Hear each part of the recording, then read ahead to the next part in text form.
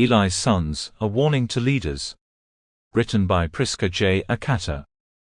Narrated by Archie. Introduction: The Legacy of Eli's Sons. In a time long ago, in the ancient Israelite nation, there existed a man by the name of Eli. He was a priest, a judge, and a spiritual leader of his people.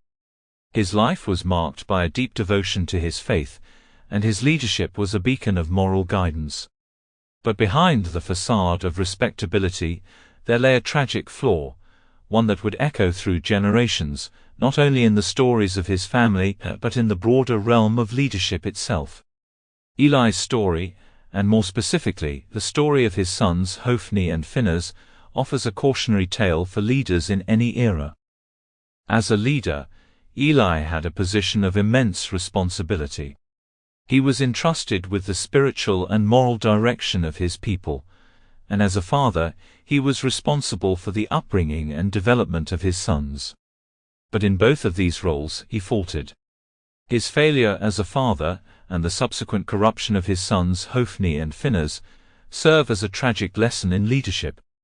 While Eli was entrusted with a great responsibility, he failed to exercise the necessary vigilance and discipline in his leadership, both in his family and in his community.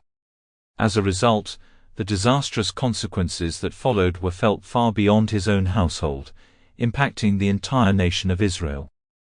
At the core of this story lies a fundamental truth: leadership, whether in the home, in the workplace, or in the broader society, is not simply about authority, power, or position.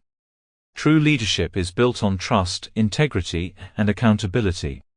It requires a willingness to do what is right, even when it is difficult, and to hold others, especially those in close proximity to us, accountable for their actions. Eli, however, allowed his sons to fall into corruption and moral depravity, ultimately leading to the downfall of his family and his leadership. The consequences of his neglect were not limited to his household. They reverberated throughout the entire nation of Israel, bringing about a period of national crisis. The biblical account of Eli and his sons serves as a powerful reminder that leaders cannot afford to turn a blind eye to the moral and ethical responsibilities they hold. Eli's failure was not merely a matter of parental neglect, it was a failure of leadership. It was a failure to take seriously the weight of his position, both as a father and as a spiritual leader. It was a failure to model the very behaviors he was tasked with instilling. Sample complete. Ready to continue?